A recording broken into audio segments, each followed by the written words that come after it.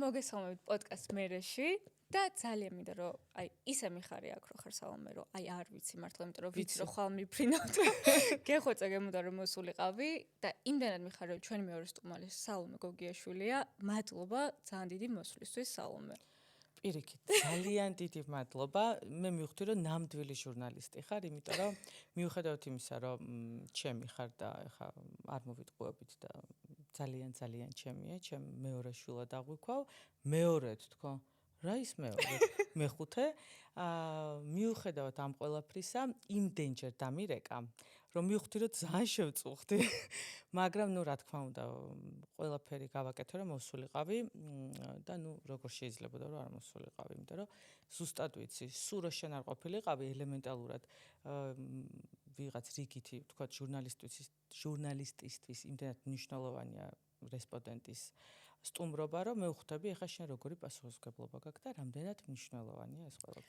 თან იქიდან გამომდინარე რომ შენ თვითონაც იყავი მაგ სფეროში, ტელეწამყვანი იყავი. ნუ ყოველდღეს კი. პირველ რიგში მინდა იმ თემით დავიწყო რომ ვიცი რომ ძალიან ასე ვთქვათ კონტროვერსიული წელი გქონდა და მაგედან გამომდინარე ეს როგორი წელი? კონტროვერსიული. რა არის ეგ? ან ცოტა კი ვიცი. მაგედან გამომდინარე მაინტერესებს ანუ შენ ახლა როგორ გრძნობ თავს როგორ არის ყველაფერი თან ვიცით რომ გადახვედი თან საცხოვრებლო საზღვარგარეთ ახალი ფურსლიდან დაიწყე ყველაფერი და მაინტერესებს ეგ ყველაფერი რომ როგორ ხარ რახან შენი ახალი გადაცემა რახან საერთოდ ზოგადად ნეგატივზე საუბარი ისედაც ამძიმებს ადამიანებს და საერთოდ არავის არ აინტერესებს ალბათ სხვისი ნეგატივის მოსვენა თუმცა არიან ადამიანები რომლებსაც აინტერესებს მე მაინც არ ვისაუბრებ ნეგატივზე და გეტყვი რომ ფანტასტიკური წელი მაქვს და ნუ საერთოდ ეხა ახალი წელი მოდის და ვფიქრობ რომ ყველაფერი ძველი უნდა დავტოვოთ ძველ წელს და დავიწყოთ ყველაფერი ახალი ვარ ძალიან კარგად თუმცა ეს კარგად ყოფნა გამომდინარეობს იქიდან რომ აი ეს რთული რაღაცა პატარა მონაკვეთი რაც იყო მადლობა მინდა გადაუხადო ყველა ჩემ გამომწერს გულწრფელად ვამბობ არასდროს არ მეგონა რომ ამას ვიტყოდი და ვერ ვგრძნობდი გამომწერების ძალას მხოლოდ მაშინ თუ რაღაც რეკლამას აკეთებ რა თქმა უნდა გიხარია რომ ყიდი რაღაც პროდუქტს მაგრამ ამდენად ძლიერი თუ იქნებოდა მათი მხარდამჭერა ნამდვილად არ მეგონა იმიტომ რომ ნუ ეხა შენ რა მოგიყვე იცი ძალიან კარგად მაგრამ შენს მაყურებელს მოუყვები ვერ აგიღწერთ ხალხო რა რაოდენობის ადამიანი მწერდა მირეკავდა მიგზავნიდნენ საჩუქრებს იმდენად რაღაცნაირად რაღაც ერთ ოჯახად შევიკარით რომ საშუალება არ მომცეს ნერვიულობის ნუ რა თქმა უნდა გადატანით მნიშვნელობით რა თქმა უნდა ნერვიულობდი მაგრამ უღრმესი მადლობა იმიტომ რომ სულ ვამბობ რომ აი რამ გააბოროტა ეს ხალხი და რატო არიან ეს სულ რაღაც ნეგატივზე და არა თურმე ის პროცენტი რომლებიც რაღაც სულ რაღაცებს გვიწერენ ხოლმე ღმერთმა დაგიფარო შენ არ გექნება ეგ მაგრამ ჩვენ ვისაც რაღაცებს გვიწერენ ხოლმე ის პროცენტი ძალიან დაბალი ყოფილა რეალურად ის ადამიანებიც კი რომლებსაც ნუ რაღაცა თავის შეხედულებების გამო არ მოვწონდი ისინიც კი მწერდნენ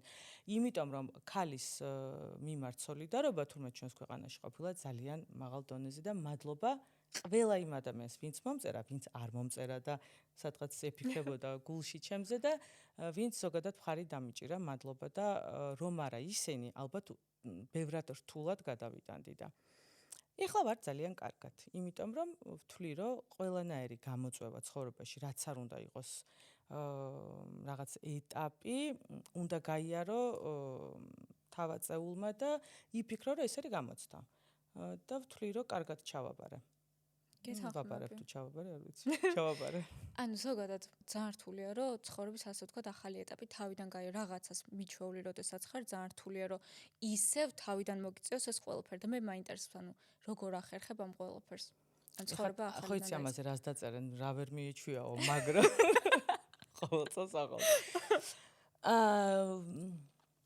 იუმორი ძალიან მშველის. ყველაფერს ვუყურებ იუმორით, იმიტომ რომ ესე რო არ იყოს, შეიძლება რომ ფსიქიატრიულში აღმოჩნდე ადამიანი, იმიტომ რომ ბოლო-ბოლო გიჩდება კითხვა, რომ რა დავაშავე და რას ვაკეთებ არასწორად. მაშინ, როდესაც გულწრფელად ვამბობ, ყველაფერს სწორად ვაკეთებ, ურთიერთობას გულისხმობ? აი ურთიერთობაში ხო კანონზომიერია შენ რომ კარგად ექცევი, ანალოგიურად გინდა რომ კარგად მოგექცნენ. ეს რომ არ ხდება ასე. მერე გიჩნდება კითხვა რომ ანუ არ უნდა მოვიქცე კარგად? თუ შედეგი მაინც ცუდია, მაშინ ცუდად მოვიქცევი მეც. რო არ ხარ ეგეთი, არ გამოგდის ასე მოქცევა.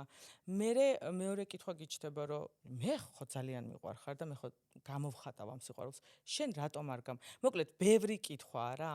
და საბოლოო ჯამში რო ხვდები რომ ისე არ არის როგორც გინდა, არც ისე არ არის როგორც შენ წარმოაჩენ ზოგადად შენ გვერდზე მდგომ ადამიანს არ გულისხმობ კონკრეტულად თქვა ჩემს ყოფილს, მაგრამ ნუ არ აქვს მნიშვნელობა მეგობარი იქნება თუ ყოფილი და რო ხვდები რომ გინდა რომ ძალიან კარგი გამოაჩინო და საბოლოო ჯამში ეს ასე არ არის და მხოლოდ შენი ილუზიაა, მე ძალიან გტკივა და ძალიან გწყინს. თუმცა ეს ყველაფერი არის საკუთარი თავის ბრალი.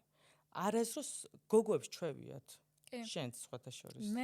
რომ აი ვიღაცა ბიჭი სხვა ამოარჩევ და ამბობ რომ აუ იცი რა კაი ბიჭია და რო იგონებ რაღაცებს რომ იცი რა გააკეთა და ესე გამიკეთა და ესე ანუ რასაც ნატრობ საკუთარი თავისთვის იმას იგონებ რომ აკეთებს თუ რა ვიცი მე ბავშვობაში მქონია ესე რაღაცებს ვიგონებდი რომ ისეთი კარგი ესე აკეთებს არც არ აკეთებ ამ დროს. ხო და ალბათ ეს გამომყვა ახლა დიდობაში, იმიტომ რომ ბევრად მეც ვლაპარაკობ ხოლმე და ბევრად უფრო კარგად წარმოვაჩენ ხოლმე, ვიდრე რეალურად არის და არის საკუთარი თავის ბრალი. ჭკუა ვერ ვისწავლე, მიუხედავად იმისა, რომ მალე ალბათ 14 წლის გავხდები. თუმცა კმაყოფილი ვარ მაინც რა. ალბათ რო დავბერდები, ბევრი მექნება მოსაგონი და რაც თავარი არის ის, რომ არ უნდა გატყდე რა. და მე რო დაბერდები, იუმორით, მაინც იუმორით შევხედავ ამ ყველაფერს, იმიტომ რომ ერთადერთი გზა არის, რომ არ გაგიჟდე ადამიანი და არ გაგიჩნდეს პროტესტი საკუთარ თავთან. იმიტომ რომ მე იწყება ჩაკეტვა, მე იწყება დეპრესია, მე იწყება ნუ რიგითი პრობლემა. ამიტომ არა. ღიმილი, იუმორი და წერეთ რომ მილიონჯერ არის გათხოვილი რა ვქნა. არის ზოგადად ეგრე არის, შენ როგორც ახსენე რომ შენს გაქვს ეგ პრობლემა და მილიონობით გოგოს აქვს მართლა რომ შეიძლება აი ვაფშე არაფერი არ იყოს ეს ადამიანი, არაფერს არ წარმოადგენს, პირიქით საშინელად გექცეოდეს რეალურად, მაგრამ შენ რაღაც ასე ვთქვათ ეს მოგონებები იმდენ გაკავშირებს ამ ადამიანს რომ ერთი პატარა კარგი შენთვის უდრის, აი არ ვიცი. რეალურად რაც უნდა გააკეთოს იმას. ხო და იმეს უმომხრება რომ არასდროს თვალი არ უნდა დახუჭოთ. ზოგადად კაცი როგორ ირჩევს ქალს, ხო? გარეგნობაც კარგი უნდა იქონდეს, მოვლილიც უნდა იყოს, განათლებულიც უნდა იყოს, წესიერი უნდა იყოს აუცილებლად და ნუ ბევრი ჩამონათვალი არ სრულდება ხოლმე. ქალი ხო არასდროს არ ირჩევს ეგრე. აი ქალისთვის საკმარისია ისეთი საყვარელია, რა საყვარელია, რა შუაშია საყვარელი. ანუ აი ელემენტალურ მოთხოვნებს მაინც ხომ და აკმაყოფილებდეს, რომ განათლებული იყოს, წესიერი იყოს, უყვარდე რაც თავარია, ეგ არის ძალიან მნიშვნელოვანი, რომ უყვარდე. და ნუ აღზრდაზე ხა რატო გადაუხვიეთ მაგ თემაზე? ის პროსტა ჩევები. ეს არის რა ქვია, მე მაინტერესებს შედაგანი სოციალური მედია ახსენე და ამ ხელო მხარდაჭერა. ზოგადად რადგან ცნობადი პიროვნება ხარ და სოციალურ მედიაში ასე თუ ისე აქტიური ხარ, ბევრ ადამიანს შენზე აქვს ძალიან სხვანაირი წარმოდგენა, შესაძლებელია კარგი, შესაძლებელია ცუდი და რაც არ უნდა გააკეთო რეალურად, როდესაც გადმოიწერი Instagram-ს, Facebook-ს, TikTok-ს და თუ გაცნობილდები, ეგრევე ყველა გეხვევა და შენი ცხოვრება აღარ არის იმდენად ფარული, როგორიც უნდა იყოს.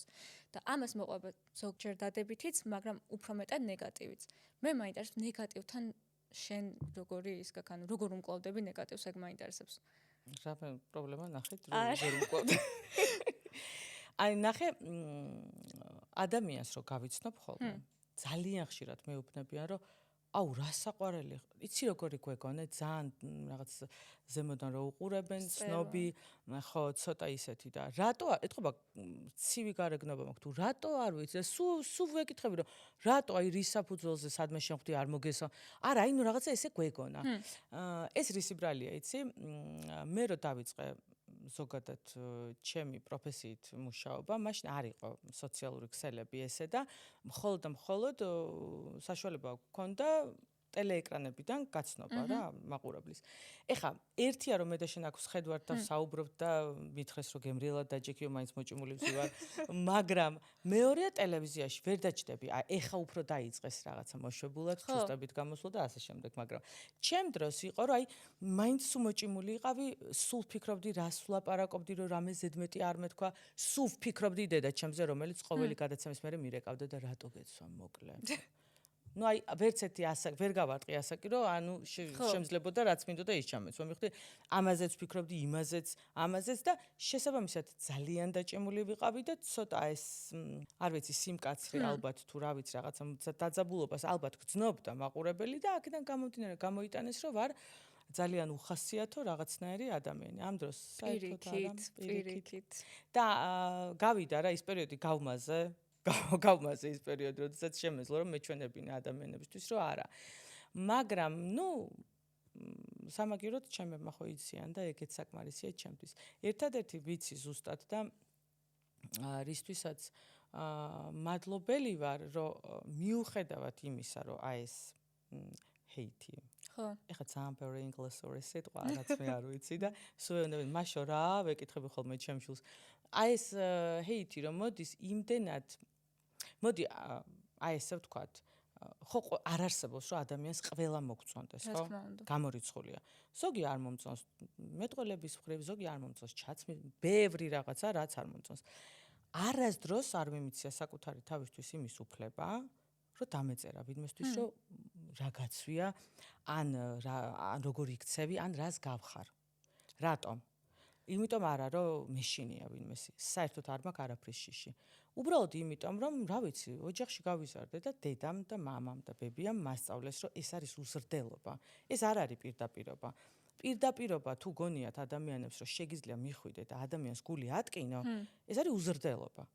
შესაბამისად, აი ხა ვიღაცა ადამიანი, როდესაც გიწერს ინტერნეტ სივრცეში, აბსოლუტურად უცნობ ადამიანს, რომ რას გავხარ, ნუ ხა მენტალური პრობლემა გაქვს უკვე, ან ფსიქოლოგიური, იმიტომ რომ გამორიცხულია. ეს ხო არ არის რჩევა, რომ აუ იცი რა არის, ხო, მაგრამ იქნებ ესე ჯობდეს. ხო, რანაირი რჩევა, რატო უნდა ქნა, მაგრამ ნუ კაი ჯანდებას. არა, პირდაპირ გიწერენ, რომ რას გავხარ, მახინჯი ხარ. კაცო, ჩემი ცხოვრება მაქვს, მე თუ მახინჯი ვარ, მე მივხედავ ჩემ თავს, მაგრამ შენ რო უკვე ამას წერ, მე ვხვდები, რომ შენ ძალიან ძიმე ცხოვრება გაქვს, ან ძალიან პრობლემა გაქვს ოჯახში, იმიტომ რომ კიდე ერთხელ ვამბობ, ჩვენც ბევრი არ მოგწონს, მაგრამ არასდროს არ ვაძლევთ ჩვენ თავს იმის უფლებას, რომ ეს მას პირში ვუთხრათ, ან სადღაც მიუწეროთ.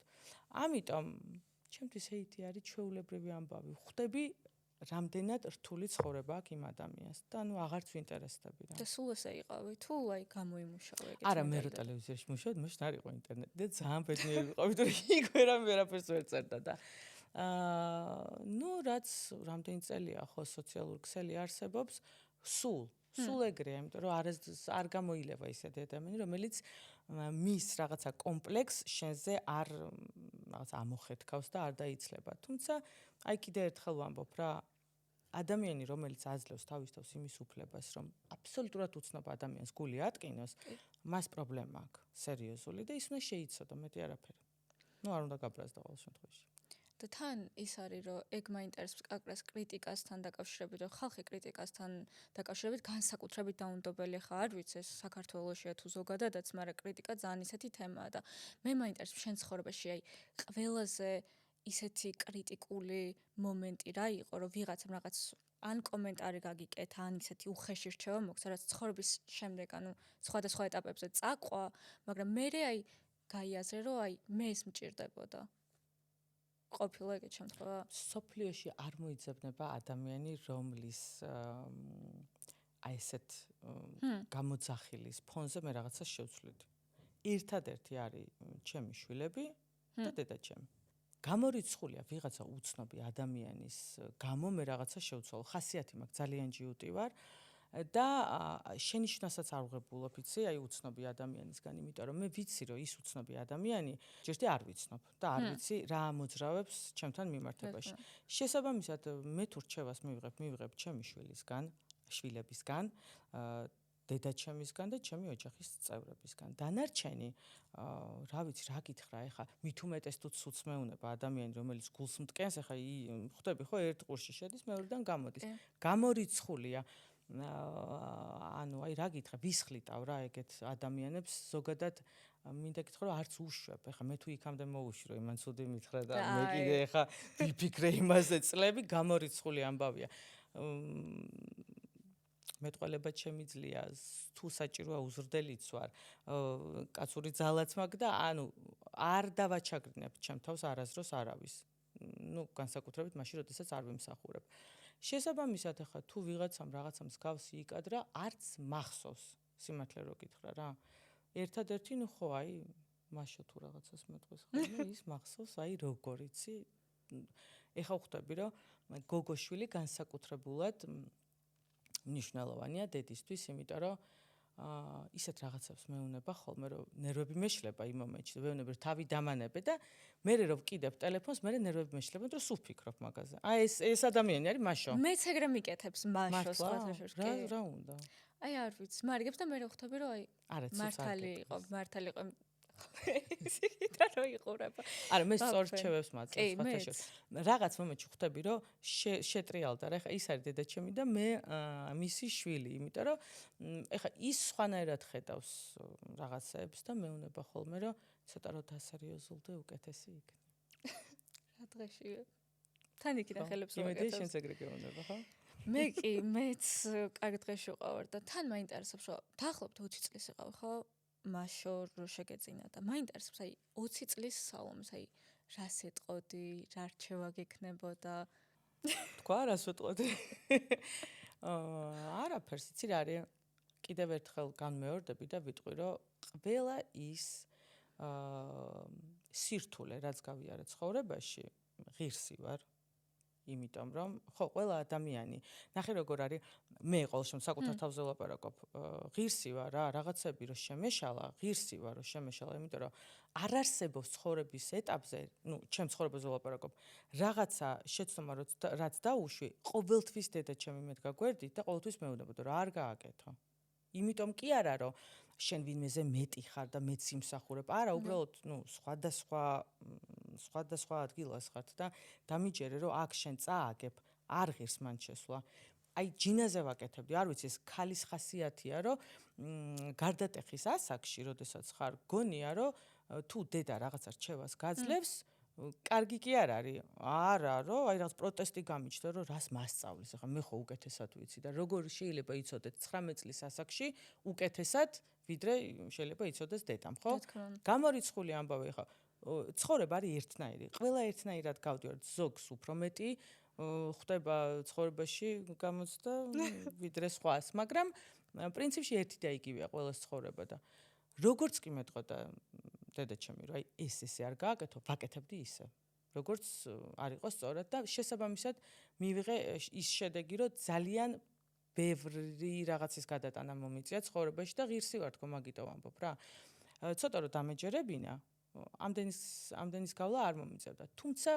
მართლა მაინც ვამბობ სულ რომ მადლობელი ვარ ღმერთს მადლობას ვუხდი ყოველდღე რომ ეს ყველაფერი თუ იმიტომ გავიარე რომ საბოლოო ჯამში მყავდეს არაჩვეულებრივი შვილები იყოს არავიშავს ნუ რა ვქნა და ჩემ მაგალითზე ყოველ შემთხვევაში ეხლა მაშოს შეუძლია დაჭდეს და დაიცვას დისერტაცია რა არ უნდა გააკეთო და რა არ უნდა გაატარო რა არ უნდა მოითმინო ეს ხო ცოცხალი მაგალითია ხო არა ხო ზოგადად ეგ სიჯიუტა სხვათა შორის მეც მაგ ნუ მეგობრებთან დაკავშირებით რაღაცას მეუნებიან თან ვიცი რომ სწორია ეს ყველაფერი მეგობრებთან არა ჩემთან დაკავშირებით შენთანაც მეგობ ყველასთან ნუ ეხლა ვარ ხო გაკ მაგრამ მაინც აი რაღაც გულს ესე უნდა ვაწვევი ბოლომდე და მე ცხვირს რო ვიტეხა ვზივარ ესე რომ აი ხვდები რომ ჯობდა რომ დაგეჯერებინო ხო ეგ არის ხალის ხასიათი ეგ არის თუმცა ბიჭები ეგრე არ იქცევიან ბიჭს რო რჩევას მიცემ შეიძლება შეგეწინააღმდეგოს მაგრამ მე რაღაც მომენტში მაინც რჩება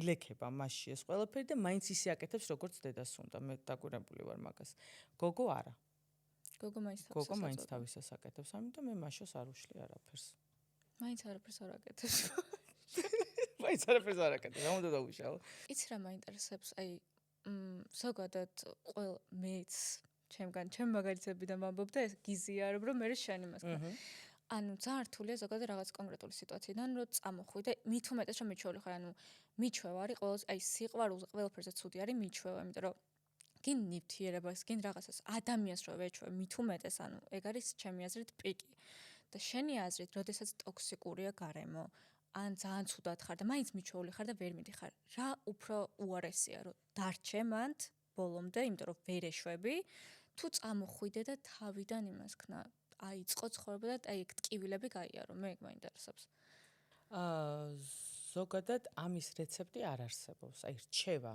რაღაცა ხო არსებობს, რომ რჩევას მიცემ და ყველა სიტუაციას არ არსებობს ამის რჩევა. იმიტომ რომ ვიღაცას სხვანაირი სირთულეები აქვს, სხვანაირი ცხოვრება აქვს, ვიღაცას სხვანაირი. ეხლა მე რო ვთქვა, რომ რა თქმა უნდა ლოგიკურია, რომ თქვა, რომ ტოქსიკურ ურთიერთობაში არ უნდა დარჩე, მაგრამ ეხლა ვიღაცა შეიძლება იჯდეს ეკრანთან და გიყუროს და თქვას, რომ შე რა გიჭირს და მე რა ვქნა, როდესაც არსებობენ ქალები, რომ არ აქვთ სამსახური, იმიტომ რომ ისევ და ისევ იმის გამო, რომ გააჩინეს შვილები, უნდა გაეზარდათ, არ ქონდათ იმის საშუალება, რომ გასულიყვნენ და ემუშავა და თავისი რაღაცნაირად აი ეს პროფესია ყველაფერი უკან გადადეს, სამაგეროდ ბავშვებში ჩადეს, ხო ეს თელი თავის. ეხლა იმ ქალს როგორ უნდა უთხრა, რომ არ დარჩე შენ ტოქსიკურ ურთიერთობაში და წამოდი. სად უნდა წავიდეს? სახლი როცა არა მაქვს, ფული არა მაქვს, არ მაქვს შესაძლებლობა, რომ ჩემი შვილები ესე მოვიკიდო, წავიყვანო. არ არსებული ამბავი. ამიტომ ეხლა იმ ადამიანს ურჩევნია, რომ ისევ იმ ჯანდაბაში იცხოვროს და იყოს იმ უბედურებაში, ვიდრე უარესი დაიმართოს ქუჩაში, ვერ წახვალ საცხოვრებლად, ხო? ეხლა ეს რაც არ უნდა ვთქვათ, რომ აი მაგას ჯობია რომ გახვიდე, ვერ გახვალ. ვერ წახვალ ვერსად.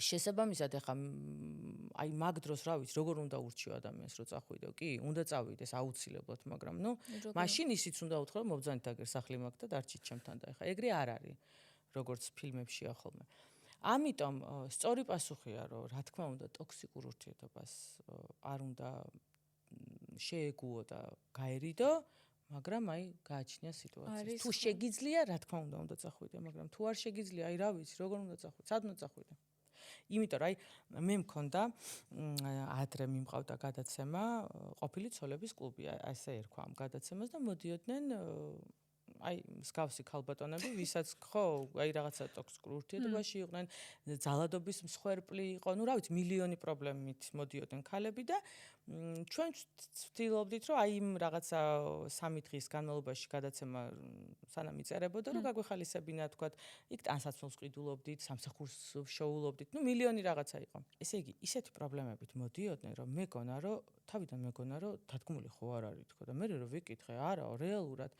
რაიონებიდან მოდიოდნენ ისეთი პრობლემებით რომ ანუ რომელ ტოქსიკურ ურთიერთობაზე ელაპარაკი ისეთ ძალადობაში ნაცხოვრები ქალები რომ ყბა გვივარდებოდა რომ ყვებოდნენ ანუ აი არ ვიცი ქალი კი არა კაციც რო ვერ გაუძლოს მაგრამ გადაცემიდან ბრუნდებოდნენ სახლში იმიტომ რომ ერთხელ რო ვიკითხე რომ კი მაგრამ ქალბატონო თქვენც გცემთ თქვენ შვილებსაც დედა თქვენს ყველას თუ გცემთ წამოდით სულ ყველა მთელი ოჯახი რა ანის გააგდეთ რა ვიცი არა ვერო იმიტომ რომ ვერსად ვერ წავალ არსად წასასვლელი არ მაქვს და შვილებსო შიმშილით ხო არ მოვკლავ და ამიტომ ვარო იქ და ნუ მესმის აი რა უნდა უთხრა ეხა ეგეთ ქალს ამიტომ აი ხო გეუნები რა ცხოვრების დაწყებას რაც შეეხება ახლიდან შენთვის რა თქმა უნდა უფრო მარტივია ეს ყველაფერი იმიტომ რომ და მე შენ რჩევას მოგცემ რომ თუ ტოქსიკური გაქვს ურთიერთობა აუცილებლად უნდა დაანებო თავი იმიტომ რომ შენ არ ყავს შვილები შენ არ ხარ გათხოვილი და სანამ გაქვს იმის შესაძლებლობა რომ არ მოგაკრან იარლიკი რომ განათხოვარია და შვილიანია აი სანამ აი ამაში ფეხს ჩადგავ თუმცა უკვე ეგეც არაფერი მაგრამ ისევ ამბობ რა სანამ გაქვს იმის საშუალება რომ აი მაგამდე არ მიხვიდე უნდა დაანებო რა თქმა უნდა ყველანაირ ტოქსიკურ ურთიერთობას თავი და რამდენჯერაც შეიძლება იმდენჯერ დაიწყო ახლიდან ადამიანის რესურსი არის აი ულევი ეხლა ჩემი მაგალითი აიღე მე ხო არ ვარ შენ ხელა ხო მინიმუმ 20 წლით უფროსი ვარ შენზე მაინც ამ გადმოსახედენ პასპორტში თუ არ ჩავიხედები ახალგაზრდად გწნობ თავს და რამდენი გამოწვევაც მექნება და თუ მექნება კიდევ ბევრი გასავლელი რამდენი ძალაც მექნება თავიდან გავივლი იმიტომ რომ ვთვლი რომ ერთხელ ცხოვრობთ და რატომ უნდა დავნებდე ანუ რისთვის უნდა დავნებდე მყავს 4 ფანტასტიკური შვილი 5 და ვთვლი რომ მე უნდა ვიყო იმის მაგალითი რომ თუ რაღაცა ბევრი კარგი რაღაცის მაგალითი არ ვიქნები ყოველ შემთხვევაში ძლიერი დედის მაგალითი მაინც უნდა ვიყო რომ ხვალ რო ღმერთმა დაიფაროს და რაღაცა დახმარება დაჭირდეს ჩემ შულს ჩემი იმედი კონდეს და არა ჩაწოლილი დეპრესიული ქალის რომელმაც ვერ გადალახა ის სირთულე რაც პრინციპში არ ვიქნები ალბათ ამბიციაში არ ჩამithulit, მაგრამ არ დამიმსახურებია და არ ვარ ისეთი ცუდი, რომ აი ამდენ ცუდს ვიმსახურებდე, მაგრამ აი მარტო მაგის გამო ვიბრძოლებ ბოლომდე და რამდენჯერაც იქნება შესაძლებლობა, იმდენჯერ დავიწყებ თავიდან. ძალიან კაი. აუცილებლად, აბა რა. და კიდე ბავშვიც, მაშინ. ვაი. არა. აყვანა მინდა, აყვანა ბავშვის, ნუ ნერვიულობ ხაც. ბავშვი გული წავიდა. აყვანა მინდა ბავშვის ძალიან, რა ვქნა, აი რაღაცა ის მაქვს. რა? შენ? კი. მე ვიზავ. მე მაინც რა გაკლდა ბავშვობაში, მე ვიცი რომ ძალიან კარგი ბავშვობა ქონდა და ნუ დედა შენიც, მამა შენიც თავზე გევლებოდნენ ყველაფერი, მაგრამ არის რაღაცები, რაც მეც მაკლდა, მინდა რომ ჩემს შულს არ დააკვდეს და შენ ისეთი იდეალური დედა ხარ რეალურად, რომ ან ძალიან ისეთი ის არის იდეალური დედა ზოგადად ნათქვამი, მაგრამ მე რასაც ვუყურებ და რასაც ვხედავ, არ ყოფილა შემთხვევა, რომ თუნდაც შენ შვილს არ ეთქო, რომ აი სალომე წამში იქნება, რაც არ უნდა იყოს, სულ რომში იყო, ანუ დედის მოვალეობა და ყველაფერი ეგ არის, მაგრამ მაინც საოცრებაა და მაინტერესებს, რომ ბავშვობაში რამე ისეთი დაგაკვდა, რაც შენ შვილებს ახლა უხვად უსრულებ, უკეთებ და თითქოს აი შენ დანაკლის ივსებ. აი როგორ მინდა იცი, ამერიკელი მსახიობები რო ყვებიან, ჩვენ ცხოვრობდით სარდაფში და არა, ეგეთი ბავშვობა მე მქონდა ფანტასტიკური ბავშვობა.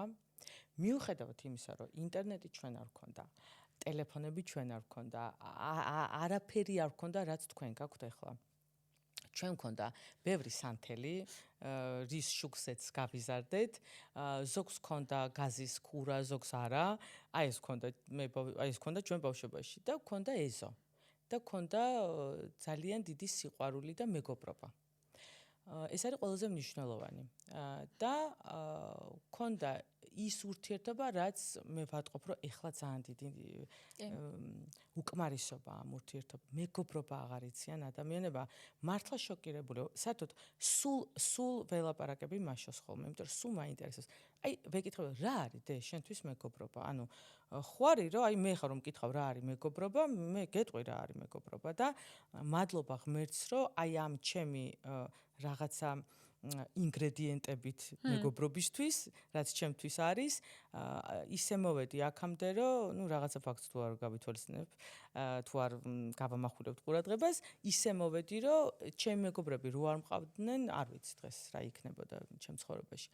შესაბამისად, სულ მაინტერესებს ხოლმე და ვეკითხები მაშას, რომ აი მაშ რა არის შენთვის მეგობრობა და ნუ რაღაცებს მეუბნება, მაგრამ ვატყობ, რომ რაღაცა აკლია.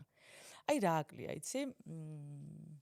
გატანა ერთმანეთის პატივისცემა. ის რომ ეს შენია და ჩემი არ არის. და ის რომ შენ რო რაღაც გიხარია, მე ზუსტად ისევე მიხარია და რაღაცა რო გწყინს, მე შეიძლება უფრო მეტად მეწყინოს. რაღაცნაირად, არ ვიცი, თქვენ თაობაში რაღაც ზერელეთ უყურებთ ამ ყველაფერს თუ რა ხდება, არ ვიცი, იმიტომ რომ მე რაღაცეები გაგებული მაქვს, რომ ის იმის შეყვარებული იყო და მე ამან გაიარა და რა მოხდა თუ რა. ანუ ზოგჯერ მგონია რომ ძალიან ბებერი ვარ და არ ვიმჩნევ, იმიტომ რომ აი რაღაცები რაც არ მომწონს რა ამ თაობაში. თუმცა დრო მიდის და შეიძლება მე ვერ ვეწევი ამ ყველაფერს და ამიტომ ძალიან ჩუმად ვარ და ესე შორიდან ვაკვირდები ამ ყველაფერს. ბავშვობაში კი არ მაკლდა, ძალიან ბევრი მქონდა, თუმცა ეს არ არის მატერიალური ბევრის ქონა. ჩემ ბავშვობაში ყველა ერთნაირად ცხოვრობდით. არ იყო რომ აი იმას ძალიან ბევრი ფული აქვს და ამას არა, ყველა ერთნაირად ცხოვრობდით. ყველას თითქმის ერთნაირი სახლი ჰქონდა, ერთნაირი ტანსაცმელი ჰქონდა და ამიტომ მე მგონი ბევრად უფრო ლაღი ბავშვობა მქონდა. ჩემ შვილებს მე მგონი აი ესე რომ შევადარო, არ ვიცი, შეიძლება ჩემებმა უფრო ბევრი მომცეს ვიდრე მე ვაძლევ ჩემ შვილებს, არ ვიცი, რა ვიცი. არა? ის აი არა ინტერესს. ერთადერთი მიდგომა არის შეცვლილი რა. ანუ ის როგორც თქვა დედა ჩემი მზრდიდა და მამა ჩემი და ბებია ჩემი. მე ხა სხვანაირად ვუდგები ამ ყველაფერს. მე უფრო მეტ თავისუფლებას ვაძლევ. სხვათა შორის ერთხელ ინტერვიუ მივეცი და საერთოდ სხვა სათაური გამოიტანეს და მე მაგაზე ხარ რას მიზავდნენ ხომ მივხვდი აი რაღაცა იყო რომ მე ქალს რაღაც ვერ აღვიქვა ვინც 9-ზე სახში არ მოდის რა შუაში ანუ ვთქვი რომ ბავშვი 14 და 13 წლის ბავშვი არ მომწონს თქო რომ ქუჩაში ხო დავდივარ და ღამის 12 საათზე ბევრჯერ მინახავს ბაღი გვაქვს ახლოს სახლთან და იმ ბაღში რაღაცნაირად 13 წლის გოგო რატო უნდა იჯდეს ღამის პირველ საათზე ქუჩაში და ეს ვთქვი აუ რა მიტეხეს არ იცი და ეხლაც განმეორდები და ვიტყვი რომ აი თავისუფლებაში არ იგულისხმება რომ აი როცა გინდა მაშინ მოდი არა მაქვს ეგრე რა ეხლა მიუხედავად ისა რომ მაშო 22 წლის არის და უკვე დიდია მე მაგ დროს 2 წლის შვილი მყავდა ანუ დიდი გოგოა უკვე მაინც არ მაქვს აი როცა გინდა მაშინ მოდი სადაც გინდა წადი არა მაქვს შენ ხო იცი რომ დურბინით ვზივარ ყველგან ზუსტად ვიცი სად არის რასაკეთებს ურეკავ წამში 30 ჯერ კი შეიძლება არანორმალურია და ზედმეტია ეს ყოფილი მაგრამ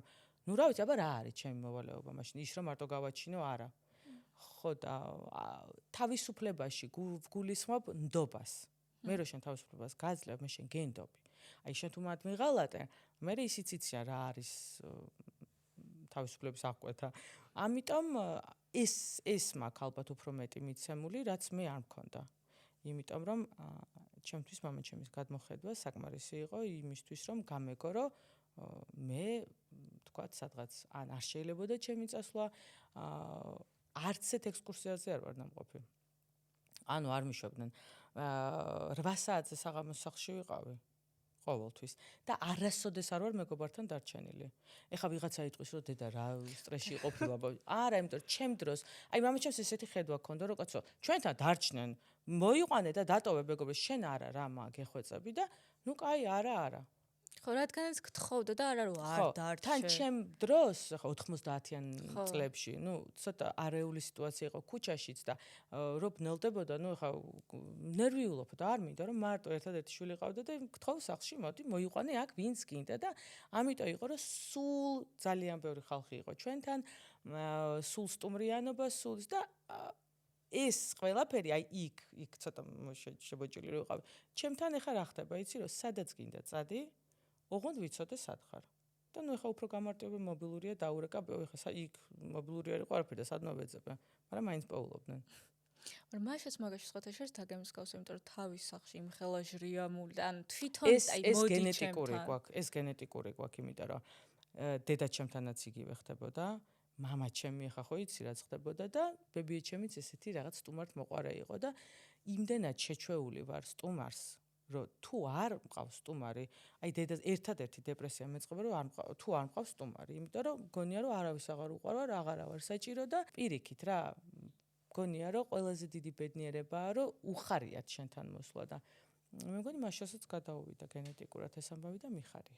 აი მე მაინტერესებს ან ცხოვრების ყოველ ეტაპზე გვაქვს მე ესე ვთქვათ ისეთ მომენტს ვეჯახებით რომ ჩვენთვის უახლოეს ადამიანს ვკარგავთ რეალურად რაც ძალიან მტკივნეულია და მე მაინტერესებს რომ ყველას აქვს ასე ვთქვათ თავისი აი ქართულად არ ვიცი როგორ ვთქვა და მაგის გამო შეიძლება მეცნენ მაგრამ coping mechanism აი როგორც უმკლავდებიან ამ ყველაფერს რა როგორც უმკლავდებიან ამ ყველაფერს coping mechanism როგორც უმკლავდებიან ამ ყველაფერს რაღაც ერთის მე მაინტერესებს რომ აი ამ სიცარიელეს რით შეიძლება რომ აი დაეხმარო რომ შეივსო ადამიანი მაგ სიცარიელეს ვერ შეივსებ ვერასდროს ვერაფრით გამორიცხულია ხა როგორ შეიძლება რომ ახლო ადამიანი აღარ ყავდეს გვერდით და რამით შეივსო ნუ როგორ რითი ეხა მე მაგალითად ყველაზე მტკივნეული პირველი ჩემი დარტყმა იყო მამა აი რითი უნდა შევივსო ხო მამაჩემს დანაკლისი ხა ახალ მამას ვერ მოვიყვან და ხო ხვდები რას გქონდა ანუ როგორ უნდა შევივსო ვერაფრით ერთადერთი რითიც ვივსებ რომ ესე იგი 27 წელი გავიდა მართლა გუშინდელი დღესავით მახსოვს მაგრამ 27 წელია კაცზე არ დავამთავრეთ არასდროს ლაპარაკი სახლში ხვდები ანუ სულ იმდენად ისევ საუბრობთ რომ თითქოს ცოცხალია რომ ალბათ აი ამით ხდება კომპენსირება და შევსება იმდენად ხშირად საუბრობ რომ ჩემი 4-ვე შვილი ანუ ისე დაგელაპარაკება ბაბუაზე რომ თითქოს იცნობდნენ ძალიან კარგად იმიტომ რომ ეხა მამაჩემი ვინც არ იცის იყო ძალიან მხიარული და აი არასტანდარტული მამა იყო რა კაცრიც ამავდროულად მაგრამ რაც დამიტოვა მოგონებამ იყო რომ ნუ საოცარი იუმორის გზნობა ჰქონდა და ძალიან ლაღი და ძალიან სხვანაირი ტიპი იყო რითი უნდა შევცვალო ხა ეგ ტიპი ვერაფრით ერთადერთი რომ მოვყვები მაგის სულელობებს რებსაც აკეთებდა ჩემთან მიმართებაში თუ დედა ჩემთან მიმართებაში და ეს მივსებს მეორე დარტყმა იყო ბებია, რომელიც ერთხელ თქვი, რომ დედაჩემზე უფრო მეტად მიყვარდაო და ორი თვე მუხლებზე ვედექი თიკოს, რომ შემირიგდი, თქო, ესო რა თქვია, ჩემზე მეტად როგორ გიყვარდაო. დედაჩემზე მეტად კი არ მიყვარდა. უბრალოდ მაშინდელი ბებიები სხვა, ეხლაც ამ დროში ბებიები სხვანაირები არიან, ეხლა მე რო ბებია გავხდები და ბებია ჩემი ხო ერთნაირები არ ვართ. მაშინ ჩემი ბებიკო იყო ძალიან საყვარელი, ყველაფერს ის მიკეთებდა. 16 წლამდე ერთად გვეძინა. და მისი წასვლა იყო ჩემთვის, არ ვიცი, კი ნაღამ ჩავყევი. ეხლა რითი უნდა შევცვალო? ხო ხდები, ვერაფრით ვერ შეცვლი და ვერ ჩაანაცვლებ უბრალოდ. სულ მაგ ის რომ სულ მახსოვს და სულ ყვები და სულ მინდა რომ ბებიას თუ მაღერსებ და რო გავხდები, ვიყო ესეთი საყვარელი ბებია, იმიტომ რომ თან იყო ისეთი რა, მუშაობდა ბოლო წუთამდე და ოჯახში ფული შეუმტანი ბებია ჩემი იყო და არ იყო ისეთი რაღაცა შინაური და მარტო სახლში მჯდომარე, არა, მუშაობდა კიდევაც და ყველაფერს აკეთებდა და მე მგონი მე ბებია ჩემს გვია ვარ, მე მივხვდი ახლა ბევრი ლაპარაკი მივხვდი. ხო და მინდა რომ ესეთი ვიყო და ალბათ მოგონება და იმის იმედი რომ სადღაც როდესღაც ხო აუცილებლად შევხვდებით ყველა ჩვენ ერთმანეთს და ამის იმედით თუ იცხოვრებ თორე რა ვიცი, რითი უნდა შეავსო, არ ვიცი, ვერაფრით მეც ეგრე პროსტად უბრალოდ რო გადის, მე ნელ-ნელ რაღაცნაირად თითქოს ცდილობ რომ შეაჩვია, მაგრამ ეჩვევი მაგას. მდგომარე ყველაფერს ეჩვევა ადამიანი. სხვათა შორის რასაც ყვებოდ ბებიაში, ზუსტად მახსენდება ბებია ჩემი, იმიტომ რომ ჯერ ხო მაგან გამზარდა. კი ბატონო. დღემდე მუშაობს და ეგეთი, არ ვიცი, საჩუქარი მეცხოვრებაში მართლა არაფერი არ მქონია და ბებიის, რო ლაპარაკობდი რომ ბებია როგორ და ეხლა ცოტა ცრემლი მომადგა, იმიტომ რომ რა გინდა, რატომ მოკლდა? პროსტა ზოგად. ხო, არა, ყველანაირ სირთულეს მაინც უმკლავდება ადამიანი და ეჩვევა, იმიტომ რომ რას ვიზავთ, ესეთია ცხოვრება და ერთადერთი რაც ჩემთვის ძალიან არაკანონზომიერია და არასწორია, მშობელი არასდროს არ უნდა კარგავდეს შვილს. და ვთვლი რომ ესე არ უნდა იყოს, უნდა იყოს რომ ყოველთვის მშობელი უნდა მიდიოდეს ჯერ. და ხო, ეგრეა რა, მშობელი უნდა მიდიოდეს და მე უნდა კარგია, არა, არც ერთი არ არის, ეგ არის, მშობელი არ უნდა კარგავდეს. მთელი ცხოვრება ესე ვერ სამწუხაროდ. ხო და სწორი იქნება რომ მშობლები მიდიოდნენ. იცი რა არის? საერთოდ როგორ არის? ადრე სტატისტიკურად ადამიანი უფრო მალე გადიოდა ამ ქვეყნიდან, ვიდრე ეხლა ხო გადაიწია ასაკობრივად რა, უფრო მეტ ხანს ცხოვრობს ადამიანი. თუ გაქვს ლაღი და ბედნიერი სიბერე, რატომაც არა, ძალიან კარგია, მაგრამ ისევ და ისევ გამეორდები, რომ ჯერ უნდა მიდიოდეს მშობელი და მერე შვილი, აუცილებლად. არა, ჩემი აზრით, ჩემი გადმოსახედიდან ორივე ძალიან რთულია და ნაადრევად ახლა მე ჩემ თავს იმას ნაადრევად ახლა ძაღლის რომ მოგიკვდება, ეგეც ძალიან ცუდი. არა, მაგაზე არ ვსაუბრობ. ძაღლზე რა უცხარი. ეხა კატები გამიჩუქეს. ერთადერთი ცხოველია, რომლის ბეწვზეც მაქვს საშინელი ალერგია. ეს არის კატა. ხო შეიძლება რომ მქონდეს ალერგია, მაგ და რა ვქნა. და მაინც კატაზე მირეკავდა სალო 50 კატა ყავდა სახლში და მირეკავდა და მეუბნებოდა რომ მანქანით გადამაყვანინე ერთი ადგილიდან და მე რო წარმოვიდგინე მე კვინკეს შეტევით დასიებული მანქანაში და 50 კატა მანქანაში ჯერ მოვეფერე და უთხარი რომ ირი ვერ ჩემ არ მყავს მანქანა გავაჩუქე ეგრევე მანქანა მერე ის და ბოლოს უთხარი რომ ალერგია მაქვს თქო და როგორც გავიგე გადაზიდეს მერე ეს კატები საბოლოოდ არა, ცხოველები ძალიან ისეთი თემაა რეალურად, მაგრამ ხო, არ ვიცი. ჩემი კატები. დეპრესიაშია გადაცემა, დავამთავრეთ დეპრესია. არა, მართლა ძალიან საინტერესო იყო ყველაფერი. ძალიან გამიხარდა რომ ჩემთან ხარ და როგორც ვიცი, თუ არასწორად ვარ, თუ არასწორი ვარ, მითხარი რომ არც არ ყოფილხარ, ხო? ერთი წლის განმავლობაში ყოველ შემთხვევაში. უარი ვთქვი საერთოდ გადაცემაში მონაწილეობის მიღებაზე, იმიტომ რომ ჯერჯერობით ვფიქრობ, რომ ამოუწურა. რამდენი საუკუნე შეიძლება ბიჭდა და ერთ იგივე მოუყვე. მერე მინდა გითხრა, რომ ბიჭებს აღარ სიამოვნებთ ჩემებს, იმიტომ რომ იქ რო რაღაც შეიძლება ცოტა ცუდი კომენტარი ან ვიღაცამ რაღაც დაგიწეროს, ნუ ისე განიცდიან და ისე ნერვიულობენ, რომ არ მიღირს ბავშვების ნერვიულობა ამათ და ამიტომ გადავწყვიტე, რომ რაღაცნაირად ისედაც იმდენი ლამაზი გოგოა და იმდენი კარგი ბიჭია ეკრანზე, რომ რაღა აუცილებელია ეხლა რომ მე მიყურო 24 საათი. არა, ნუ ეხლა კარგი იყო და რაღაცას ყველაფერს თავის დასასრული აქვს. ეხლა გადავინაცვლე უფრო სოციალურ ქსელში, თუმცა ის სოციალური ქსელიც უფრო მარკეტინგული თვალსაზრისით გადავწყვიტე, რომ გამოვიყენო, იმიტომ რომ გადავედი უცხოეთში საცხოვრებლად და იქაც ვერ მოვისვენე, რა თქმა უნდა და გადავწყვიტე, რომ რაღაცა ახალი დავიწყო და სხვათა შორის ძალიან მაგარი გეგმები მაქვს. პირველი, რა თქმა უნდა, გაიგებ შენ, იმიტომ რომ ვფიქრობ, რომ ის რაც ჩავიფიქრე, იქნება ესეთი მასშტაბური და მე მგონი ყველა ძალიან კვაყოფილი იქნება. ხო და აი ვნახოთ როგორ გამომივა, ჯერ არ მოვყვები ამის თაობაზე, იმიტომ რომ როგორც კი რაღაცას ვამბობ, არასდროს არ გამომდის. მაგრამ პირობას გაძლევ, რომ როგორც კი ხელს მოვაწერე კონტრაქტს, პირველი მოვალ და შენს გადაცემაში ვიტყვი ამ კონტრაქტის შესახებ. ძალიან მიხარ. თან მეც დაკვირვებული ვარ, რომ რაღაცას რო ვამბობ, აი ელემენტრო, პატარა რაღაცასაც რო ვამბობ, სულ რო ძალიან მინდოდეს და დადასტურებული რომ მქონდეს ყველაფერი და აი ხვალ რო ვაკეთებ და ეგრევე всё, ან მიქარს. სხვათა შორის ფსიქოლოგს უსმინე და ძალიან კარგად ხსნიდა ეს ადამიანი ჩვენ თვითონ ვთვლით ჩვენს საკუთარ თავს. ვთვლით კი არა, როგორ არის სწორად, ვთვალავთ, ხო. იმიტომ რომ არ შეიძლება თურმე სამომავლო გეგმებზე ხმამაღლა საუბარი.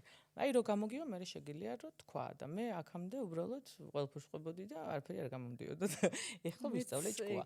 არაფერსაც აღარ მოვყვები. აი რო გავაკეთებ და ხელს მოვაწერ, მე ერთი სული მაქვს ისე მინდა რომ მოვყვე რომ არიცი, მაგრამ აი გამოვიდეს და აუცილებლად. მე მჯერა რომ გამოგივა და მინდა რომ ან დავასრულოთ ახლა ეს ყველაფერი. ძალიან დიდი მადლობა და მაინტერესებს საბოლოო კითხვას დაგისმევს, რომ შენ რას ფიქრობ, რომ რა რჩევას მომცემდი ამ პოდკასტისთვის? აი რა რჩევა გექნებოდა ჩემთვის? დარწმუნებული ხარ, რომ გინდა რომ გაიგოს ხალხმა რასაც გეტყვი ახლა?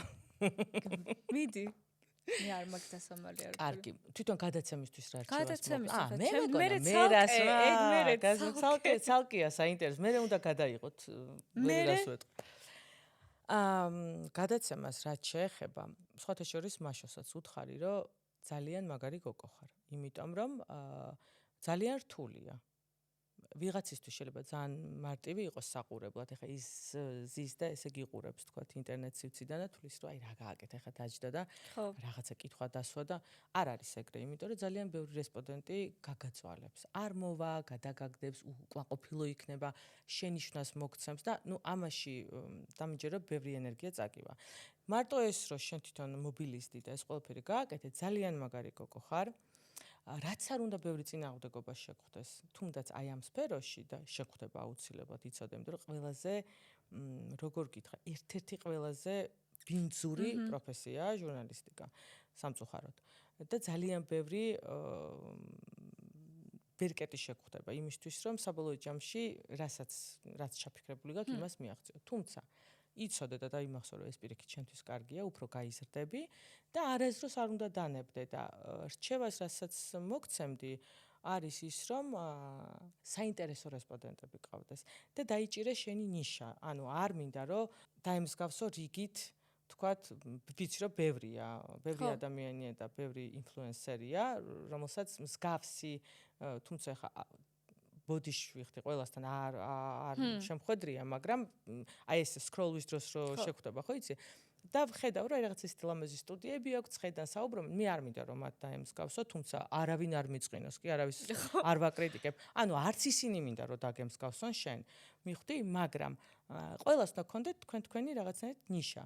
და მინდა რომ იყო განსხვავებული, იმიტომ რომ ლამაზი ხარ, ჭკვიანი ხარ და მინდა რომ იყო ძალიან ძალიან წარმატებული, რაშიც ეჭვი არ მეპარება. და მე საერთოდ ძალიან იღბლიანი ფეხი მაქვს სხვათა შორის. რაც არ უნდა გასაკვირი იყოს. ხო და დამიჯერე რომ აი ამ გადაცემის მერე აი ნახე როგორ გაგიასმაგდება სტუმრიანობა ჩემო სიცოცხლე და ვინც არ მოდამირეკე და მე შემიშახე.